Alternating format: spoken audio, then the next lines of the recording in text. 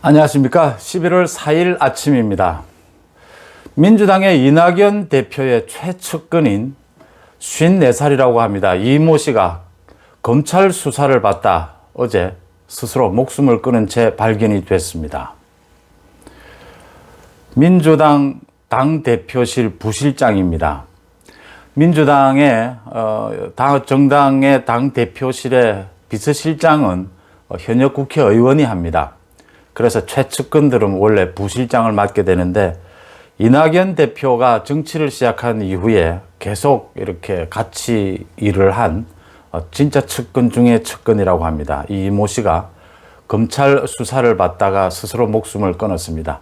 그러니까 2일부터 검찰 수사를 받았는데 서울중앙지검에서 지금 수사를 하고 있습니다. 서울중앙지검 이승윤 지검장이 하는 거기에서 수사를 받다가 2일 오후에 실종이 됐다. 그래서 가족들이 실종 신고를 했는데 어제 오후에 서울중앙지검 근처 야산에서 발견이 됐습니다. 이 이모 씨가 받고 있던 혐의는, 검찰 수사를 받게 된 혐의는 이낙연 대표가 종로에 출마를 했을 당시에 선거 사무실에 옵티머스 5천억 펀드 사기를 한 옵티머스 측으로부터 그 사무실 복합기, 인쇄도 하고 하는 복합기 기기를 빌려와서 사용을 했다. 몇 개월 동안. 그 빌리는 임대료 76만 원을 부담을 했다. 옵티머스 측에서. 그래서 이게 선거법 위반이다라는 부분으로 고발이 돼서 그 부분을 조사를 했습니다. 그 조사를 받다가 이모 씨가 숨졌습니다. 스스로 목숨을 끊었습니다. 76만 원으로 극단적인 선택을 했다라는 건데요. 그 이후에 계속 이야기는 나옵니다. 사무실 기기 1,000만 원치도 빌려준 걸로 나중에 드러났다. 이낙연 대표는 이 문제가 불거지자 전혀 사실을 몰랐다. 나중에 알고 보니까 그 명의 변경이나 이런 부분들에 착오가 있었다. 결론적으로 자기는 전혀 몰랐다는 겁니다. 최측근이 한 행동인데 몰랐다. 76만 원으로 스스로 목숨을 끊었다. 이낙연 대표 또 이 이모 씨의 가족, 일단 참 슬픈 일을 당하긴 했는데, 이낙연 대표나 이모 씨의 가족에게 제가 촉구를 합니다. 너무 억울하지 않습니까? 76만 원으로 목숨을 끊은 정도 너무 의혹이 많고요. 또 이 76만 원으로 검찰 수사를 받다가 선관위에서 고발 조치를 했거든요. 검찰 수사를 받다가 숨진 것 너무 억울하지 않습니까? 이낙연 대표도 그럴 테고요. 이 이모 씨의 이 부분을 파헤쳐 봅시다. 서울중앙지검에서 요즘 민주당에서 가장 입만 열면 하는 소리가 검찰권 남용이지 않습니까? 혹시 검찰권을 남용을 해서 이모 씨가 견디지 못해서 이런 일을 저질렀을 수도 있고요. 그런 일 흔히 있었죠, 과거에. 그 다음에 아니면 정말 이모 씨가 억울한 점이 많았을지도 모르니까 고발 조치를 하든지 진정을 내든지 해서 검찰 수사부터 이모 씨가 받고 있던 혐의가 과연 뭐였는지까지 샅샅이 한번 밝혀봅시다. 그러면 이낙연 대표도 자기가 몰랐다고 하니까 혐의를 많은 이낙연 대표에게 의혹이 가지 않습니까? 이 문제가 처음 불거졌을 때 제가 유튜브에서도 이야기를 했습니다.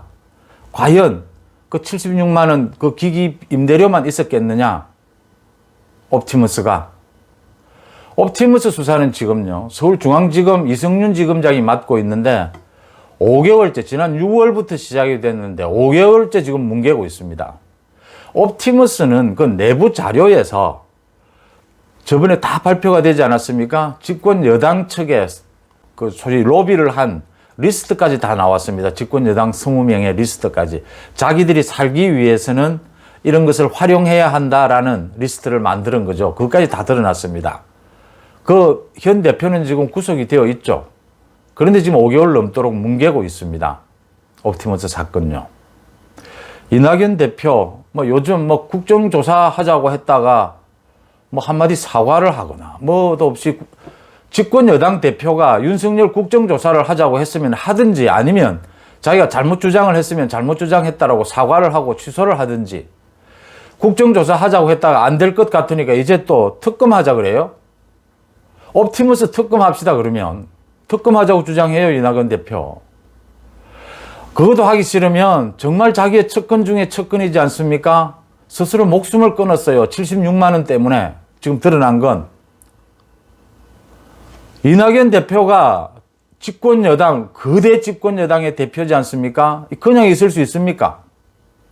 철저하게 검찰의 수사부터 시작해서 이모 씨가 어떤 혐의를 받았는지까지 다 밝혀내도록 지시를 하십시오. 다 밝혀내면 이낙연 대표가 한 대로 자기가 몰랐다고 했으니까 이낙연 대표가 모르는 부분까지 다 드러나겠죠.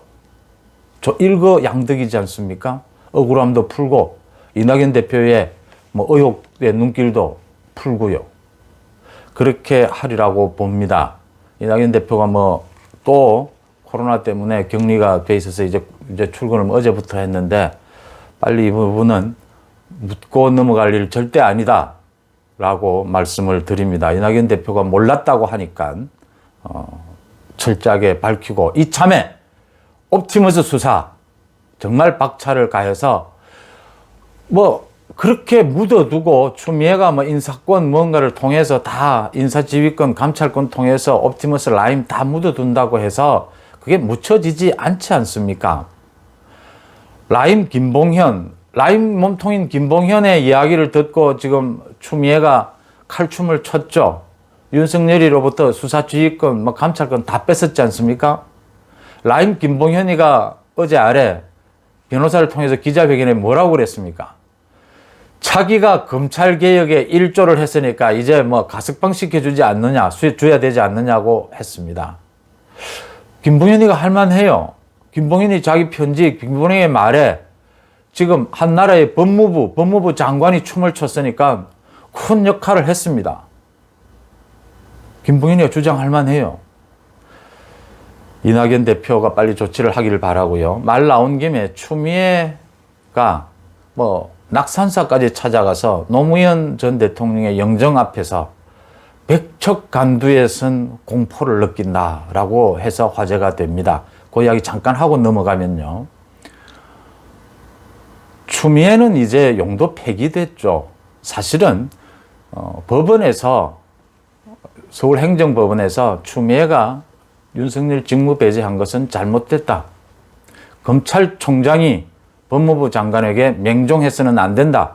법무부 장관은 검찰총장에 대한 통제는 최소한에 그쳐야 된다라고 맹쾌하게 정리를 해줬지 않습니까? 그렇게 되면 스스로 사표를 내는 겁니다. 그 다음 대통령은 경질시키는 겁니다. 그래서 국민을 전환하는 겁니다. 추미애가 도저히 안 되겠다라는 얘기는 여권에서 오래전부터 나왔죠. 2, 3주 전에 추미애가 SNS상에 또 바늘에 찔린 듯이 가슴이 아프다라고 했을 때 검찰 때문에 저러느냐, 또 이번에도 검찰 때문에 백척간두에선 공포를 느낀다. 아닙니다. 그때도 제가 말씀드렸다시피 지금 추미애가 이 공포를 느끼고 가슴에 찔린 듯이 아픈 건 집권 여당 자기들 보고 하는 얘기입니다. 등 뒤에서 자기를 지금 치려고 하니까 지금 추미애가 용도 폐기됐거든요. 이제 추미애가 필요가 없어졌습니다. 문재인 대통령이 전면에 나섰으니까요.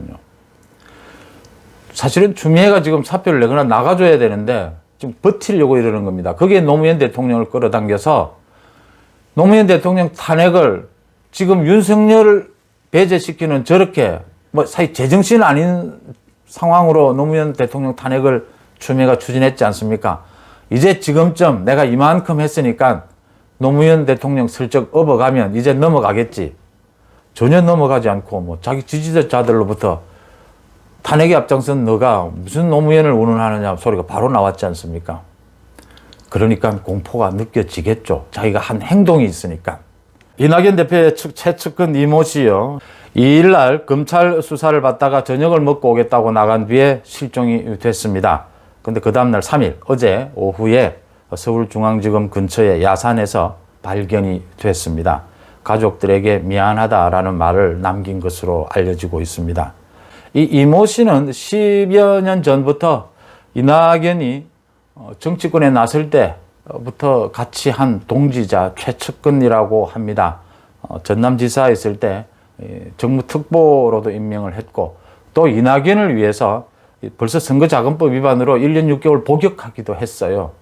그래서 이낙연 대표와는 아주 뗄래야 뗄 수 없는 그런 관계로 보입니다. 2016년에 1년 2개월이네요. 1년 2개월 실형을 받았습니다. 그러니까 당비 대납인데 이 당원 충원을 하지 않습니까? 선거를 위해서. 그때 이 권리당원은 당비를 내야 하거든요. 당원이. 그 당비를 대신 내주는 조건으로 당원으로 명부를 만드는 경우가 많았죠. 지금도 많습니다. 있습니다. 근데 대신 내주면 바로 걸리는 부분이어서 지금 이렇게 대신 내주진 않는데 이걸 하다가 걸려서 1년 2개월 형을 살았습니다. 그 이후에 또 이번에 걸렸는데 정치권에서는 정치를 하는 정치인들은 보면 이렇게 돈 관리, 돈이 많이 들어가지 않습니까? 돈 관리를 해주는 최측근들이 한 사람씩 다 있죠. 특수한 관계라고 보통 이야기를 하죠. 그 둘의 관계는. 아마 이낙연 대표에게 이 이모 씨는 그런 관계가 아니었나 이렇게 추정이 됩니다.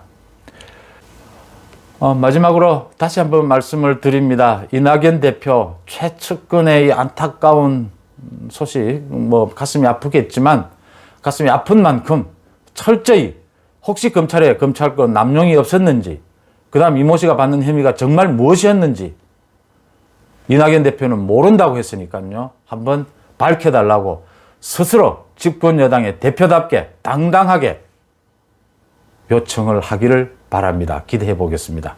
고맙습니다.